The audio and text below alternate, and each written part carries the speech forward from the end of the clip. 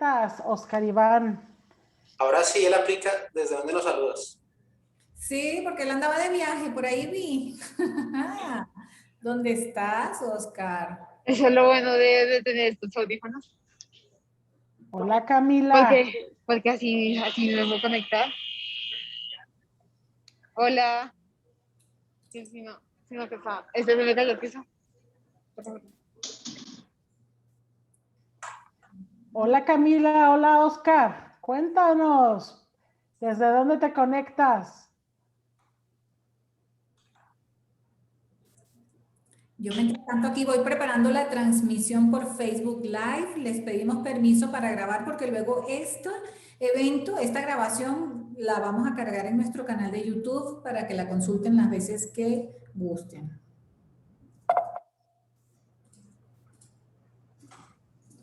Bien, estamos dando solo algunos minutos para que se terminen de conectar para empezar con este webinar, nuestro webinar de abril, cómo argumentar tus ideas. ¿Cómo han estado? ¿Cómo van?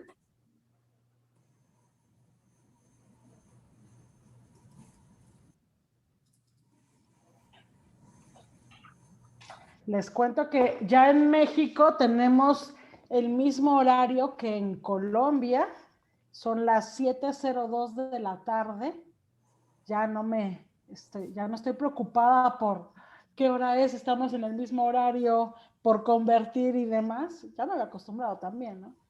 Pero también para las personas que se conectan desde México, de Colombia o de alguna otra parte, que sepan que ya estamos en el mismo horario. Para Oscar dice, ya son las 8 de la noche, 8:02. Samuel, ¿me confirma? ¿Ya estamos en vivo por Facebook? En este momento estoy entrando a confirmar eso. Sí. Dice aquí que sí, aquí estamos en vivo por Facebook Live. Ay, mira, Oscar Iván está desde Miami, nuestro presidente del Club de Fans, hoy transmitiendo desde Miami. Qué felicidad. Saludamos a Catherine Ramos, a Jonathan Sandoval, que se está uniendo, a Camila, obviamente a Iván, a Luz Estela, si nos puede comentar desde dónde se conecta. Hola. Hola, Catherine. La Catherine. ¿Desde dónde nos saludas? Desde Los Ángeles. Wow, bienvenida. Gracias por conectarte a este webinar. Y vamos a hablar de un tema bastante interesante, cómo argumentar tus ideas. Nos da muchísimo gusto de que estés aquí. ¿Qué hora es en Los Ángeles? Las 5. 5 Sí. Estamos en diferentes horarios. Muy bien. Sí, completamente. Y esa es la magia de la tecnología, son las ventajas que nos permite estar en estas plataformas, nos permite conectarnos. Paola, yo conozco ese lorito que tiene Catherine en el hombro. Ustedes se acuerdan de ese lorito, ¿cierto? ¡Ay, sí! Ese Ella lo es famosa, ¿no? Sí, ¿cómo se llama? Paquita. Paquita. Y te estuvo haciendo clases del programa Integral Habilidades para Comunicarte, por eso la reconocí. Así Paquita es, es Andrea. estudiante, muy bien. Bien, pero ¿qué les parece si damos inicio? Mientras se siguen uniendo, nosotros podemos empezar a conversar. Aquí tenemos un escenario porque Samuel, Paola y yo, antes de dar inicio a este tema de hoy de cómo argumentar tus ideas, precisamente queremos argumentar sobre un tema que nos llama mucho la atención. Entonces, voy a dejar de compartir un momento para que vean nuestros rostros acá. Paola, cuéntame lo que me estabas contando ahora temprano. ¿Qué está pasando en México? Estaba sorprendida porque en varios periódicos, en El Financiero, El Economista, periódicos mexicanos, han salido ciertos reportajes con títulos como el cómo han afectado los despidos en mujeres, cómo ha afectado la pandemia en despidos, sobre todo en mujeres. Y fue un tema que me impactó, una por género, por empatía. Y estaba revisando y me resultó sorprendente cuando vi que en México 2 de cada 3 despidos son hacia mujeres. Y una de las situaciones o una de las razones principales por las cuales incrementan los despidos en mujeres, al menos en México, es por las tareas del hogar. Al estar ya más en casa, las mujeres tuvieron que desertar de muchas de sus trabajos por asumir otras responsabilidades, algunas por cierres de empresas, porque fueron despedidos de sus trabajos. Entonces, quiero preguntarles tanto a Beth y Samuel y a todos los que están conectados en este momento, que nos digan ustedes qué opinan de este tema. ¿Cuál es la situación? Estamos personas de diferentes países, que nos comenten qué piensan y que tratemos de dar argumentos. Por ejemplo, Betsy, tú cuéntame, ¿cómo está la situación en Colombia referente a este tema? Pues fíjate que es un tema que también me inquieta demasiado, porque precisamente acá en un diario de alta circulación, en el diario El Tiempo, leía un informe del Departamento de Estadística Nacional donde decía que las personas más golpeadas por el desempleo habían sido las mujeres. Y yo digo, pero precisamente ¿por qué? Y me dediqué a leer, a investigar y a consultar, y efectivamente resulta que los negocios que más fueron impactados por la pandemia son los negocios y empresas que precisamente contratan, ocupan al mayor porcentaje de mujeres. Entonces, al estos negocios verse impactados por la restricción económica, por la pandemia, despiden a su personal, y lamentablemente como su personal mayormente es femenino, de allí viene la razón. Y además, que estas personas, estas mujeres forman parte de la plantilla de empresas que tienen hasta 10 trabajadores, es decir, pequeñas empresas están dentro de ese conjunto de más impactadas o más golpeadas por lo que es el estrago de la pandemia. Entonces me preocupó mucho el tema, me ha llamado la atención, me di cuenta que hay varios informes, que hay esfuerzos de parte de la CEPAL, de ONU Mujeres, del gobierno colombiano, que han puesto su foco en esta situación, están estudiando estadísticas. Para el año 2020, el desempleo de las mujeres en Colombia pasó del 20%, mientras que para los hombres apenas pasaba el 12%. En Colombia, cuando despedían a un hombre, al mismo tiempo despedían a 3 mujeres. Por cada hombre, 3 mujeres perdían su puesto de trabajo. ¿Cómo la ves tú, Samuel? ¿Qué opinas de esta situación? Lo preocupante no es únicamente, como tú dices, Betsy, lo de Colombia y lo que dice Paola. Hay que entender que es un contexto global. La Organización Internacional del Trabajo indica que el nivel de desempleo, la tasa de desempleo por pandemia, para el caso de las mujeres, es la más alta en los últimos 15 años. Entonces es un impacto global. Por supuesto, en Latinoamérica, el impacto es mucho más fuerte y tiene que ver también con esos aspectos de idiosincrasia, el aspecto social. El total de las mujeres desempleadas debido a pandemia supera los 13 millones en toda Latinoamérica. Es una cifra bastante alta. Es el equivalente a que Bogotá y Medellín, toda su población estuviera desempleada. Bueno, y vamos, que quiero compartir un ejemplo con ustedes. Tengo a alguien muy cercano en mi círculo familiar. Una mujer se ha visto limitada en la búsqueda de su trabajo porque no tiene quien le cuide a su hijo. Entonces, necesita supervisión, educación virtual de su hijo, no tiene cómo pagar una cuidadora o una niñera para salir a buscar trabajo, mientras su esposo trabaja. Es una limitación bastante significativa. ¿Y qué pasa? Pasa el tiempo, pasa el tiempo. Estas mujeres están desempleadas y mientras pasa el tiempo sin empleo, ¿qué está pasando? Pierden sus condiciones, pierden vigencia sus conocimientos y para ellas es más difícil reincorporarse al mercado laboral. Entonces, fíjense lo que está pasando. Y hay testimonios. Tengo el testimonio de la persona que me solía ayudar en la casa. Me dice, señora Betsy, lamentablemente muchas de las mujeres que conozco que trabajan como empleadas domésticas perdieron su trabajo. En mi caso, yo le reduje el trabajo de 5 días a la semana a solo 2 días. Hay realmente un impacto significativo. Y Betsy, tiene mucho que ver también con que hay dos cosas. Lo primero, la desigualdad de género viene desde mucho antes. Lo que pasa es que la pandemia la hizo mucho mayor. ¿Por qué la hace ver mucho mayor? Por los sectores que más se afectaron con el tema de las cuarentenas estrictas. Muchas mujeres perdieron sus puestos por el sector en el que trabajan, peluquerías, centros de estética, turismo, sector agropecuario. Tú estabas tocando el tema del servicio doméstico. El servicio doméstico, más del 50% se perdió a raíz de las cuarentenas estrictas.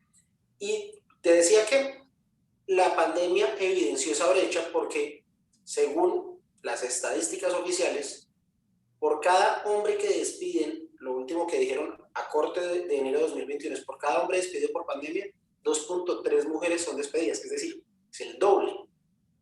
Y estamos hablando de empleos formales. Si vamos al campo de la informalidad, que es un 46%, los números se van a ver mucho más grandes, porque es que estos micronegocios, vendedores ambulantes y demás, son grandísimos para la economía colombiana, por citarlo así. El impacto en el Producto Interno Bruto es del 25%, es decir, la cantidad de personas que dependen y que están involucradas en esos momentos es muy, muy grande. Bueno, quiero cerrar. Realmente sí. Perdón, Paola, quería cerrar mi participación compartiéndoles algo que me impactó mucho. La CEPAL, la Comisión Económica para el Estudio de la Vigilancia de América Latina, publicó un informe donde dijo que los niveles de ocupación laboral de la mujer debido a la pandemia retrocedieron 10 años. Es decir, el porcentaje de mujeres que están hoy trabajando es el mismo porcentaje de mujeres que estaban trabajando hace 10 años. Todo lo que logramos avanzar, toda esa presencia que logramos alcanzar, prácticamente se perdió y hemos retrocedido 10 años. Paola, cuéntame por qué empezamos este webinar hablando de todo esto. Una, porque es un tema bastante interesante que llamó mi atención. Entender que con tanta marcha, y no queremos entrar tampoco, o al menos no es mi idea entrar en posturas de feminismo o más allá, simplemente es dar testimonios, dar ejemplos, dar información clara y tratar de entender por qué las mujeres son más afectadas cuando hablamos de temas de desempleo. Y Oscar comentaba algo, y es que, no sé si quieras abrir el micrófono, Oscar, nos encantaría que dijeras esto que pusiste en el chat, porque es bastante interesante.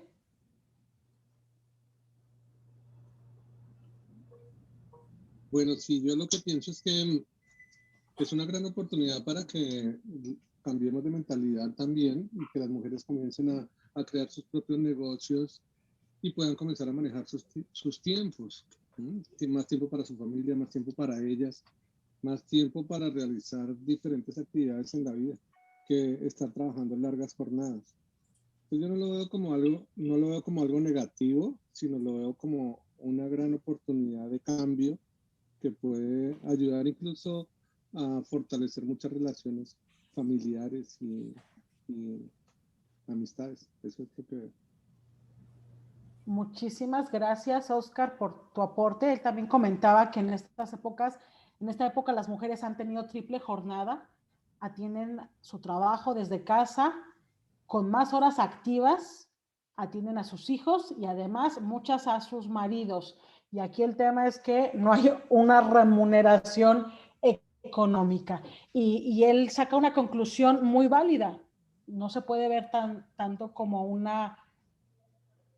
algo malo, también podemos sacarle lo positivo y ver cómo puede ser una gran oportunidad para emprender, para empezar a ver qué más podemos hacer. Siempre cuando hay alguna desventaja o una situación no favorable, nosotros decidimos si ajustamos las velas. Cuando unos lloran, algunos otros venden pañuelos. Y de eso también se trata, de ver qué vamos a hacer, llegar a entender posibles soluciones. Y Betsy preguntaba, ¿por qué llegamos a esto? Porque el tema del día de hoy es cómo argumentar tus ideas. Y ustedes acaban de ver ejemplos de cómo argumentar ideas.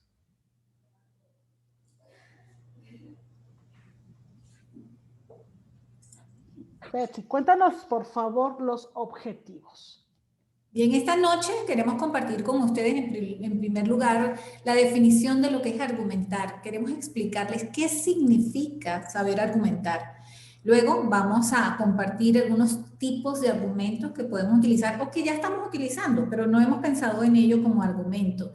Y vamos a evaluar algunas recomendaciones para una buena argumentación. Pero Paola, cuéntanos, ¿qué es eso de argumentar? Vamos a entender que de acuerdo con la RAE, la Real Academia, es dar razonamientos para probar o demostrar una proposición, una tesis o una idea. Básicamente, argumentar es tener una idea y la vamos a confirmar o la vamos a negar a través de razonamientos que pueden ser lógicos, que pueden ser convincentes o que pueden ser persuasivos. Vamos a intentar tal vez convencer a las personas de adoptar nuestro punto de vista, que vamos a intentar cambiarles la forma de pensar. Entonces es defender una idea, una opinión y sobre todo aportar razones, pero para ello hay determinados métodos para poder argumentar. Gracias, Paola. Y mira qué interesante lo que nos comparte Oscar. Toda adversidad trae en su seno la semilla de un beneficio equivalente o mayor, como decía Napoleón Hill. Gracias, Oscar. Maravillosa frase. Pienso que en la adversidad surge la creatividad. Cuando alguien nos lleva a la contraria, buscamos la manera de nuestro punto. Pero les preguntamos a ustedes, por favor compartan en el chat o abran micrófono o a través del Facebook Live, ¿cuánto argumentamos? ¿En qué situaciones nos vemos nosotros obligados a argumentar? Recuerden que este es un webinar en el que requerimos la participación de ustedes. Ustedes hacen posible esta interacción. Entonces díganos, ¿cuándo argumentamos? ¿Cuándo tenemos que sustentar nuestras ideas? ¿Cuándo tenemos que dar razonamientos para poder probar o demostrar lo que estamos diciendo? ¿Quién nos comenta? ¿Quién abre micrófono? Pongamos un ejemplo, Samuel, para que sea. Ok. Justamente te iba a decir eso, que diéramos un ejemplo para empezar. Uno universal, las entrevistas de trabajo. Cuando te hacen una pregunta, por ejemplo, ¿por qué te debo contratar a ti? Uy, esa pregunta es básica. Yo recuerdo que, bueno, al menos era básica para mí, se la hacía a todos los que iban a presentar entrevistas de trabajo y me gustaba mucho estar pendiente de sus respuestas, ver cuáles eran los argumentos o cómo iban ellos a sustentar que eran los mejores candidatos. Entonces, si yo le pregunto a Catherine, ¿quién se anima a decirme por qué contratarla? ¿Cuáles son aquellas características que ella defendería o que argumentaría? Ok. Bueno, en este momento para argumentar, ¿por qué me contratarías? Creo que sería parte de mi experiencia. Tengo una experiencia diversa en diferentes countries, en diferentes ciudades y en diferentes países, lo cual me hace una candidata con más skills, como con más habilidades, y también tengo habilidades de comunicarme en diferentes culturas, con diferentes personas, en diferentes idiomas también. Tengo 3 idiomas, entonces eso me hace con una capacidad diferente. También podría argumentar basado en mi estudio. Soy una persona que le gusta estudiar, me gusta estar siempre up to date, ¿cómo se dice? Como estar siempre Actualizada. pasando, y cómo puedo estar trayendo todo este conocimiento a la hora del trabajo, y así puedo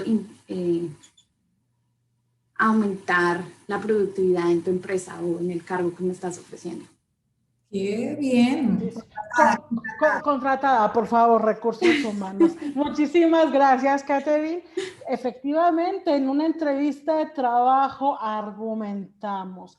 ¿Quién nos da algún otro ejemplo? ¿Por qué traemos este tema de cómo argumentar tus ideas el día de hoy? Sandra, desde México, nos escribe aquí en Facebook Live en una negociación. En negociación. Una negociación.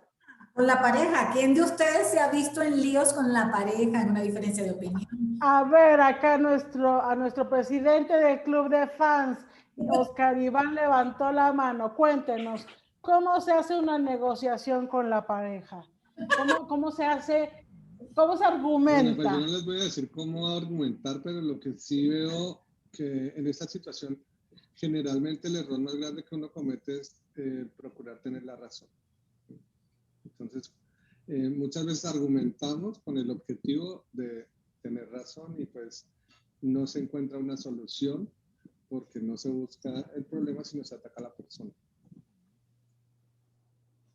Totalmente de acuerdo. Y me hiciste acordar, Oscar, las escenas que he visto en mi casa. Yo tengo una hija de 22 años y otra de 16, y la hija de 22 tiene mucha diferencia de opinión con su papá. Entonces, cuando están analizando, discutiendo un tema X, siempre terminan en conflicto porque ambos quieren que su argumento prevalezca, ambos quieren tener la razón.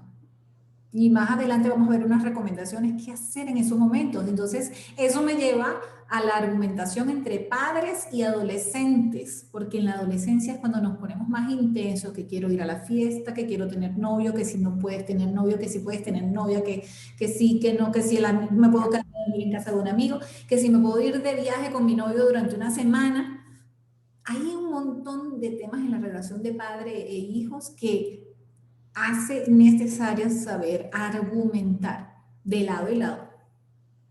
Y esos dos ejemplos que acabamos de tocar, tanto pareja como padres y adolescentes, en el contexto actual se han incrementado mucho, porque convivimos mucho más tiempo, entonces nuestros ánimos están mucho más caldeados, como lo acaba de decir, ese tema del respeto puede pasar. Complementando a Oscar, en el tema de pareja, el abanico es inmenso. Puedes hablar desde cuando estás pretendiendo que sea tu pareja, esos argumentos de conquista, los argumentos de también una separación.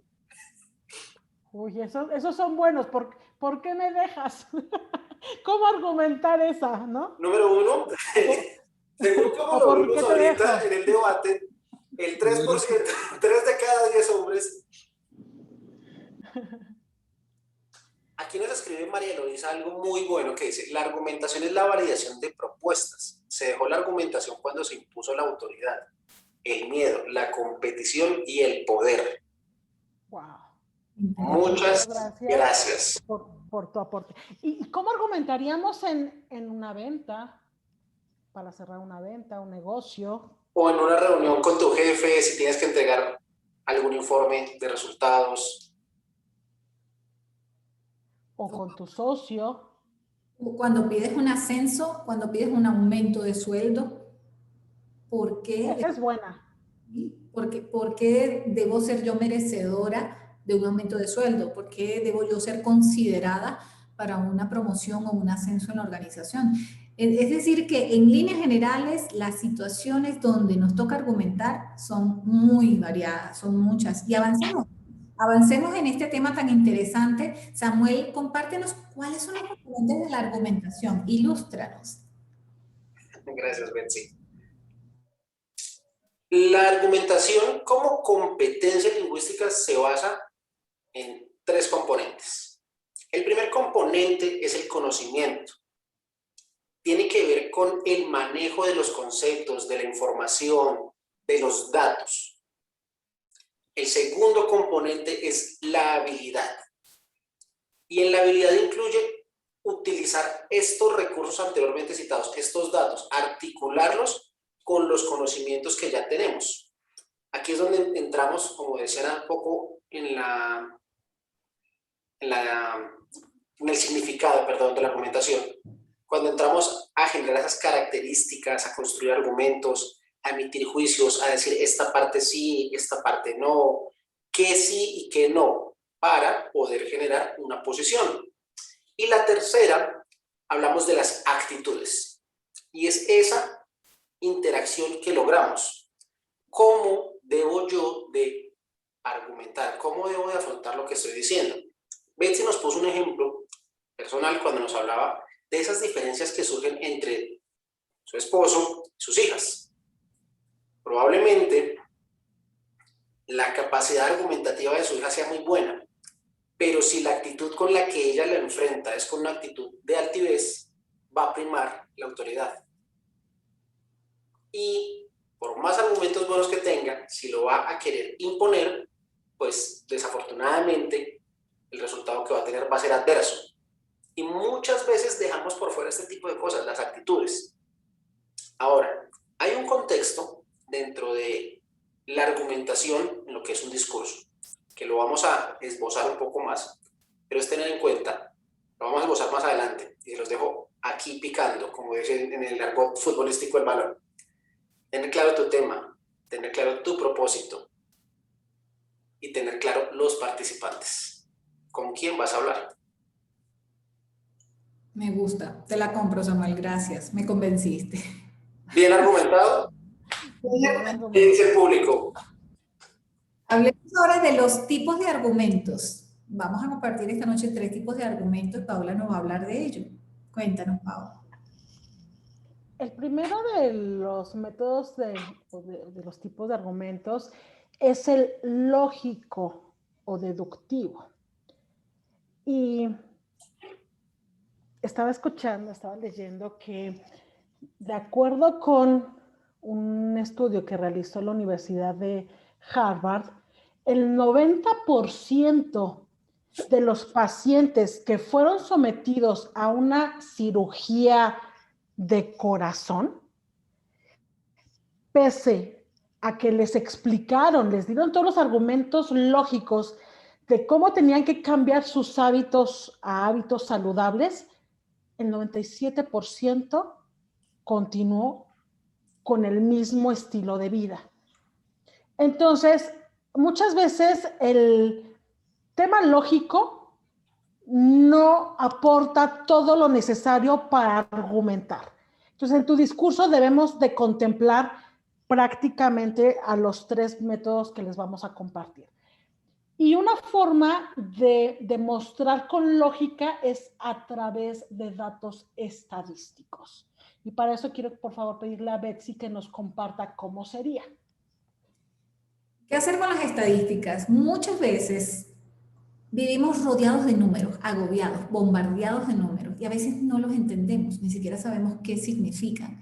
Nos parecen abrumadores.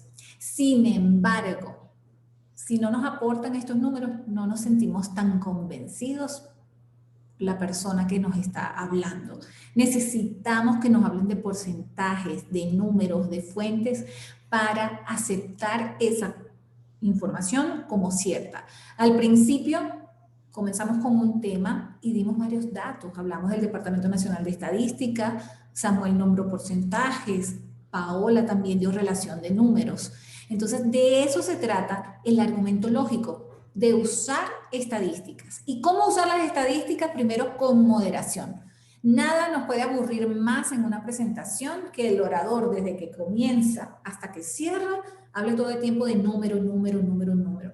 ¿Cómo presentar los números?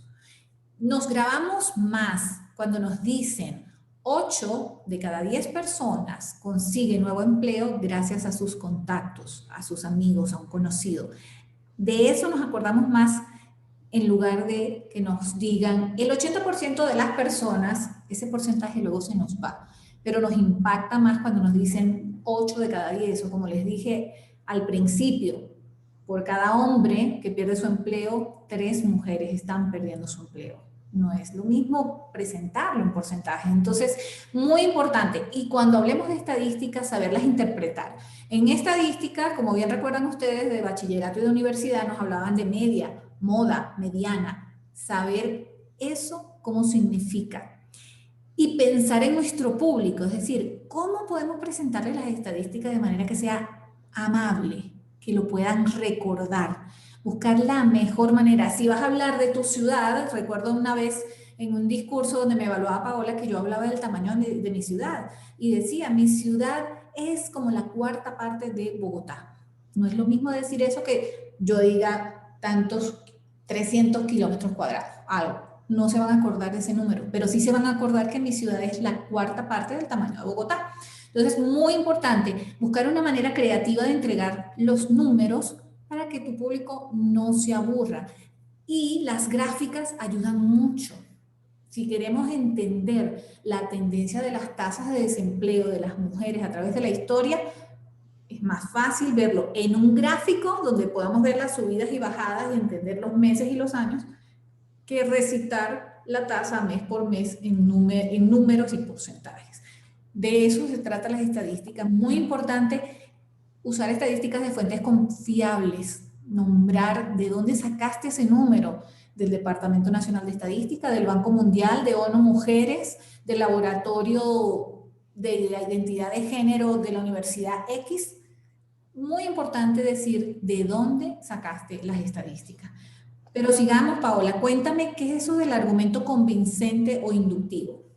Antes de pasar, quiero leer un comentario de María Eloísa, que dice, eliminemos el concepto de autoridad y competencia. La argumentación es tener claro la temática y circunstancia. El canal de la verdad es circunstancial y documentación del momento, del efecto y causa. Disculpa, pero las estadísticas están fuera de la verdad. ¿Cómo podríamos argumentarle a Eloísa esto? Efectivamente, siempre van a haber posturas, van a haber posiciones. Nosotros lo que estamos brindando son elementos que nos ayuden a argumentar de mejor manera. Y Betsy acaba de hacer la recomendación también de utilizar fuentes fidedignas. También es cierto que hay algunas que pueden inflar datos y demás. Nosotros seremos las personas que estaremos esbozando o dando la información de acuerdo a nuestra audiencia o a lo que pretendamos también lograr. Gracias por tu aporte. Y qué bueno que dijo eso, porque sabes que las personas, como saben que los números son fáciles de manipular, las personas tienen la oreja activada, el radar abierto, pendiente de dónde está sacando esa persona ese número. Porque ya el público sabe que los números se pueden manipular. Entonces están activos, están pendientes a ver de dónde dijo esa persona que sacó ese dato. Ahora sí vamos a hablar del argumento convincente o inductivo y es básicamente plantear un punto de vista ofreciendo razonamientos de peso para que respalden ese valor de tu tesis, de tu opinión o de la premisa que tienes, de lo que estás argumentando. Una forma muy clara o fácil de poder hacerlo a través de un argumento convincente o inductivo son los ejemplos. Entonces, Betsy, coméntanos cómo sería un ejemplo. Cuando usamos ejemplos, estamos buscando la manera más clara de explicar lo que estamos entregando. Y un ejemplo de ello es la Biblia. La Biblia está llena de parábolas, de historias que intentan explicar mejor conceptos abstractos. Entonces, usar los ejemplos, usarlos para aclarar nuestras ideas, para reforzar nuestras ideas. Podemos usar ejemplos muy breves cuando decimos lo que acabo de hacer. Por ejemplo, la Biblia tiene muchas historias, ese es un ejemplo breve. Pero también hay ejemplos extendidos, que es cuando compartimos una historia. Por ejemplo, quiero compartirles que una vez me pasó y empiezan a narrar. Eso es un ejemplo extendido. Es muy importante que cuando vayamos a usarlos tengan relación directa con el tema que estamos manejando. Es para reforzar ideas precisamente y personalizarlos. No es lo mismo decir la comunidad, ciertos sectores de la comunidad se beneficiarían mucho de estos donativos en alimentos. A que yo les diga, Arturo es un niño de 4 años con unos ojos color café profundo y una abundante melena negra. En los 4 años de edad que tiene Arturo, muy pocas veces ha podido completar 3 comidas en un día. Entonces, en ese caso estamos personalizando el ejemplo, le estamos poniendo un rostro, le estamos poniendo nombre y apellido a una situación. Esos ejemplos nos ayudan muchísimo más para argumentar. Y además de personalizar los ejemplos, también es muy importante que sean vívidos, que sean descriptivos.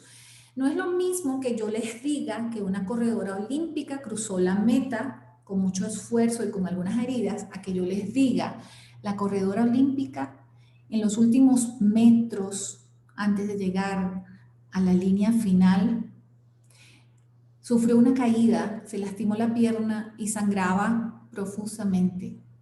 Un paramédico le ofreció ayuda, pero ella no la aceptó. Como pudo, se levantó y con mucho esfuerzo y con el dolor reflejado en su rostro, logró llegar a la línea final. Entonces, los invito a que los ejemplos que utilicen para argumentar sean ricos en descripción, que sean vívidos, que recreen imágenes en las personas de quienes los están escuchando. Y de esa manera, ese concepto que ustedes están tratando de explicar se hace más claro. Lo podemos recrear acá en nuestra imaginación. Si yo les digo en este momento, por favor, no piensen en un elefante rosado. No piensen en un elefante rosado y concéntrense en lo que le estamos entregando. ¿En qué estás pensando? Entonces, fíjense cómo las palabras de una vez crean una imagen en nuestra mente. Sigamos adelante. Vamos a hablar ahora del tercer método argumentativo y son los persuasivos. Básicamente es pretender cambiar de idea a tu interlocutor, a la otra parte. Porque hablábamos que parte de la argumentación es pues probar que una idea negativa o positiva. En la persuasión es vender también nuestra idea. Es hacer que cambien de opinión y llevarlos hacia nuestra postura, hacia nuestra posición, hacia donde nosotros queremos. Y esto también se hace a través de ejemplos y testimonios. Ya nos hablaste de cómo hacer los ejemplos, Betsy, pero ahora ayúdame a profundizar cómo sería con testimonios. Gracias. Efectivamente, otro tipo de argumento es el testimonio. Podemos usar testimonios de expertos y también podemos utilizar testimonios de personas como nosotros, del día a día, del común. Los testimonios de expertos a nosotros nos encanta cuando nos dicen, como dijo Winston Churchill, como dijo Abraham Lincoln, como dijo Tony Robbins, porque son figuras que nosotros conocemos y ya sabemos que tienen autoridad en el tema. Entonces, a eso se refiere con el testimonio de expertos. Si ustedes para argumentar van a utilizar el testimonio de algún experto, nómbrenlo. Como dijo quién, de dónde lo sacaste, quién es el experto. Y si no es conocido, decir Samuel Cordero, es experto reconocido en el área de comunicación y según él recomienda que, muy importante, esos son los testimonios de expertos, así como hoy en día consultan mucho al ministro de Salud, consultan mucho a médicos, epidemiólogos, para consultarles sobre la situación que estamos viviendo, la enfermedad que estamos, el virus que estamos enfrentando. Esos son testimonios de expertos. Los testimonios simples del día a día. Si quisiéramos estudiar el tema de las barreras de vivir con una discapacidad, nosotros podemos citar el testimonio experto de un médico que sea especialista en estos temas. Pero si nosotros traemos acá a una persona con una discapacidad que nos cuente cómo es su día a día, cómo es vivir con una discapacidad, es totalmente diferente, porque estamos trayendo acá a una persona que tiene conocimiento directo del tema porque lo vive en su día a día. Entonces, allí la diferencia. Dentro de los testimonios, si no traemos al experto, aquí no podemos traer a Tony Robbins, pero podemos citar o parafrasear a Tony Robbins. Si lo vamos a citar, y es una frase corta que podemos enunciar fácilmente, decimos la frase y al final decimos es una frase de Tony Robbins, así lo dijo Tony Robbins. Si es una cita, una frase mucho más larga, porque involucra 2 o 3 o más oraciones, la compartimos en una diapositiva y citamos con precisión y exactamente quién lo dijo, de dónde lo sacamos. Si vamos a parafrasear, lo mismo, y ojo, cuando hacemos citas o cuando vamos a parafrasear a alguien o un texto, que sea con el propósito de acompañar y reforzar nuestra idea y en el mismo sentido hacia dónde vamos. Es decir, no podemos apoyarnos en el testimonio de un experto para tergiversar. No podemos usar una cita para desmoralizar un mensaje. Entonces, muy importante que seamos precisos en ese aspecto. Citar nuestra fuente y parafrasear o citar con precisión de manera que no estemos desvirtuando el propósito original de ese testimonio, de esa cita o de esa frase.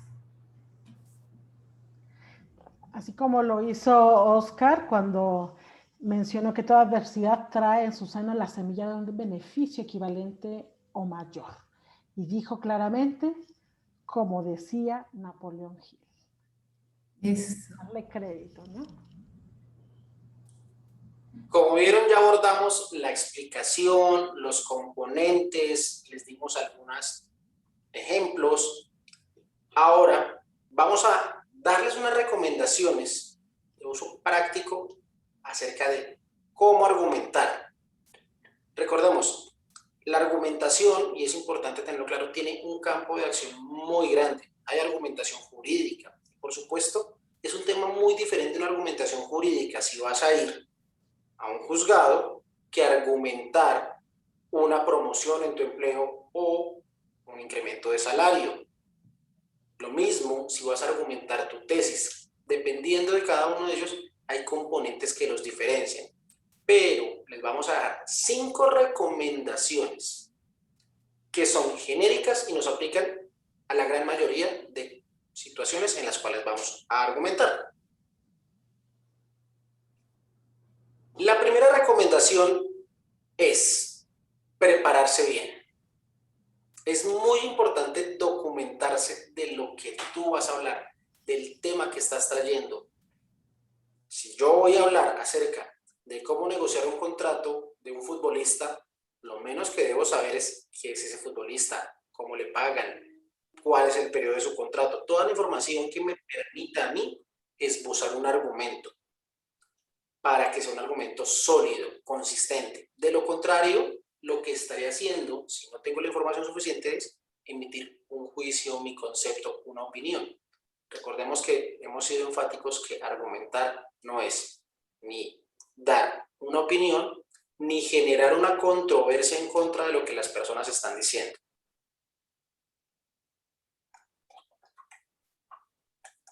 Betsy, Pau, ¿cuál es la segunda recomendación que tenemos? Yo no sé por qué me dieron esta, no te extiendas demasiado.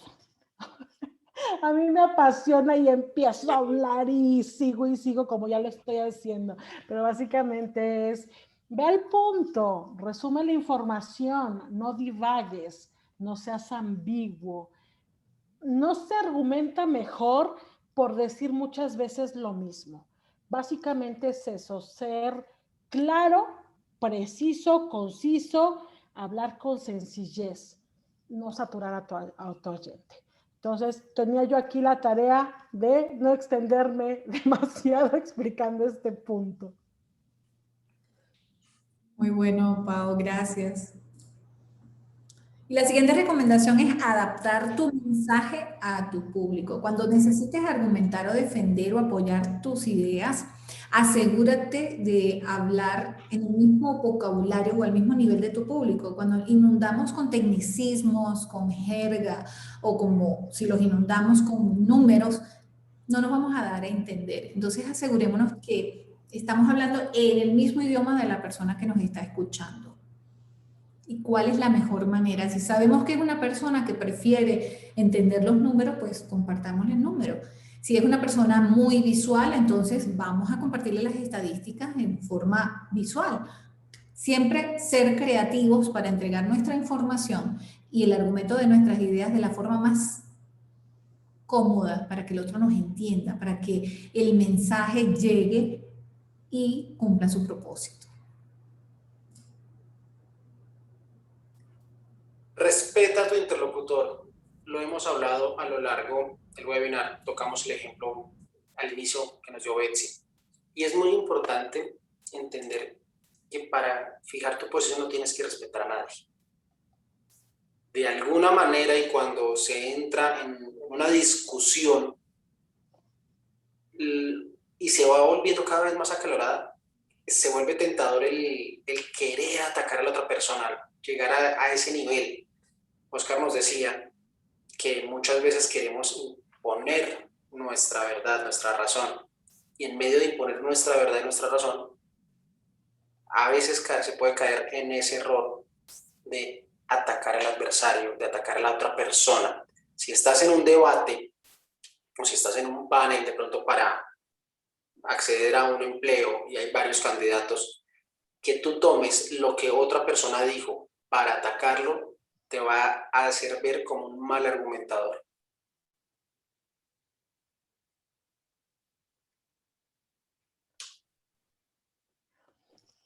Y vamos con esta.